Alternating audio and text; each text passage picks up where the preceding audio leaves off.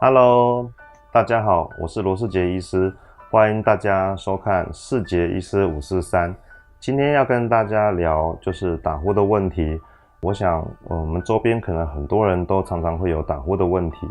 大家知道打呼可能跟什么有关系？有些人打呼声音非常非常大声，甚至有些人在自己打呼的过程中，连自己都会被自己打呼声吓醒，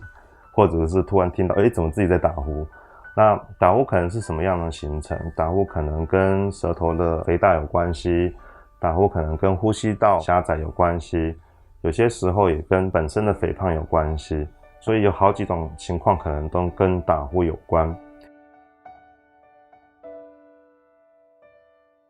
那对牙科医师来讲说，我们能够治疗打呼的方法，比如说有时候是因为牙齿排列会造成口腔的排列方式有出现了一些异常，所以造成呼吸道阻塞，我们会利用矫正的方式把牙齿排整齐，去改善打呼的情况，或者会透过教病人训练弹舌头，做一些舌头运动，例如弹舌头，让舌头顺时钟跟反时钟旋转，去让舌头变得比较苗条，也可以减少打呼，可以减少到呼吸道的压迫。再来就是说，我们可能会希望病人能够练习把嘴巴闭起来，你会发觉很多人打呼的时候嘴巴都是开开的，所以如果今天用鼻子呼吸的人比较不会出现打呼的情况，用嘴巴呼吸比较会，因为嘴巴呼吸的时候透过舌头的共振，然后跟呼吸道就会产生很多扰流，你就会听到呼噜呼噜呼噜的声音。假设我们把牙齿排整齐，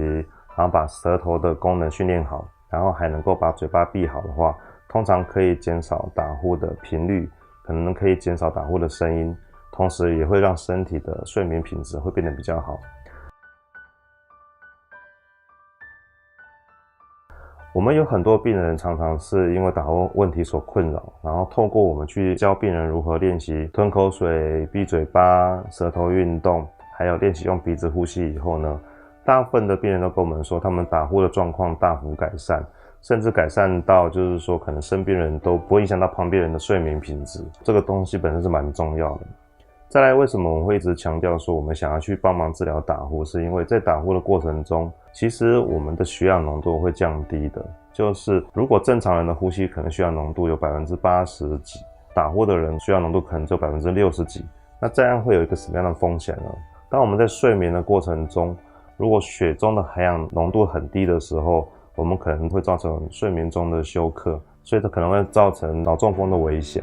那我之前有一个病人，就是因为他有很严重的打呼，结果他在睡眠中就休克了，所以马上就送去医院做急诊，运气还不错，他马上有救活过来。从那之后呢，他就来到诊所，然后去寻求怎么去治疗打呼的问题。经过医生的协助之下呢，他现在已经可以正常的睡眠，同时打呼频率减少很多，所以表示说他也减少了造成脑中风的风险。那所以看起来打呼真的是一个蛮重要的问题。我想在之后我们的节目里面呢，可能也会跟大家聊到怎么样可以减少打呼。其实肥胖也是个打呼的问题，所以如果我们能够有效的减重，也会有效的降低打呼。那今天先跟大家聊到这里，我们下次再见。